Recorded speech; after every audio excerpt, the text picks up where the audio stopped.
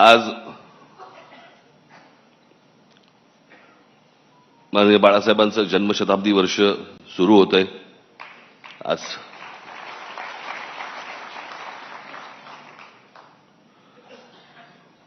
मी सामनामध्ये माझा एक लेख आलेला आहे. त्याच्यामध्ये मी अनेक गोष्टींचं त्याच्यामध्ये त्यांच्याविषयी मी अनेक काही आठवणी मी त्याच्यामध्ये लिहिलेल्या आहेत.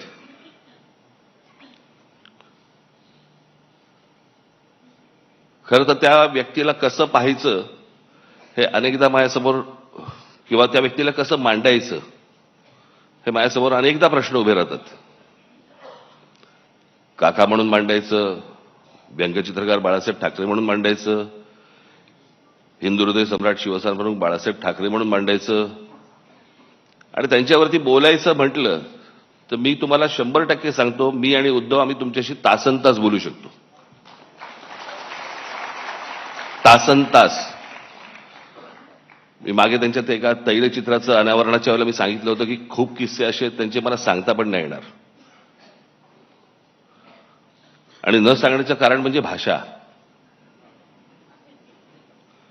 तुम्हाला माहित नव्हते ते काय होते ते. तुम्हाला अनेकदा भाषणांमधून अशी छोटी छोटी झलक मिळाल्या होत्या.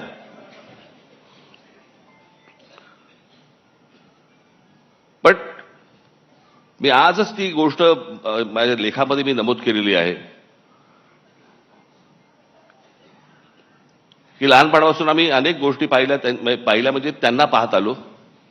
बाहेर एवढं वादळ चालू असायचं, काय कुठे काही दंगली असायच्या, कुठे काही बाबा राडे असायचे, कुठे काही आंदोलनं असायची, कुठे काय काय कधी जेल, कधी काय कोणावरती काय कधी संकट येईल, सगळं बाहेर सगळं वातावरण चालू असताना हा माणूस ज्या वेळेला व्यंगचित्र काढायला बसायचा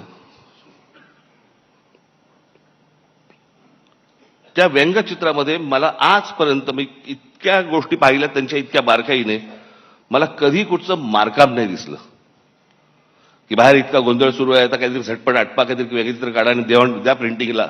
कधीच नाही. मला असं वाटतं की कित्येकदा मी विचार करतो पण ते अशक्य आहे ती गोष्ट. ती जी समाधी लागणं ज्याला म्हणतो ना आपण, मला असं वाटतं अनेकदा लोकांना असं वाटत असेल त्यावेळेला, अरे एवढं सगळं बाहेर चालू आणि हा माणूस काय व्यंगचित्र काय करतोय. ती व्यंगचित्र नव्हती नुसती, ती त्या माणसाची समाधी होती. त्या समाधीत तल्लीन होणं ज्याला म्हणतो ना आपण, आणि त्या एकाग्रतेतनं त्या सगळ्या गोष्टी करणं. कुठेही पेन्सिल नाही हल्ली का, ब्रश नाही हल्ला का, कुठे बाबा त्याच्यातला विनोद नाही हल्ला. म्हणजे बाहेर एवढं सगळं वातावरण असताना त्या व्यंगचित्रातला विनोदही नाही कधी हल्ला. मी मागे एकदा एका शीर्षकाबद्दल बोललो होतो. एक तेंडुलकरांचं एक पुस्तक आहे.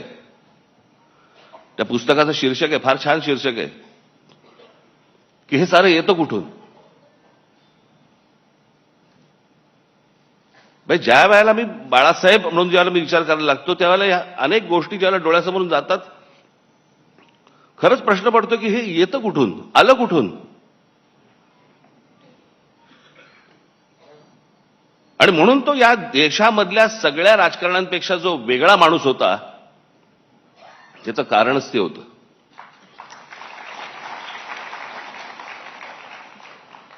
मी त्याच लेखात म्हटलं एवढं सगळं बाहेर वातावरण, सगळं राजकीय गोष्टी घडत असताना एक आर्टिस्ट, एक कलाकार त्याची कलाकृती सादर करतोय, कलाकृती काढतोय, त्याला एक आकार देतोय.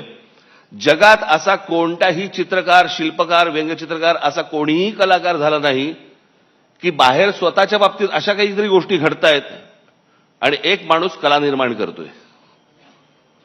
असा कोणताही आजपर्यंत आर्टिस्ट तयार झाला नाही, या जगात नसेल.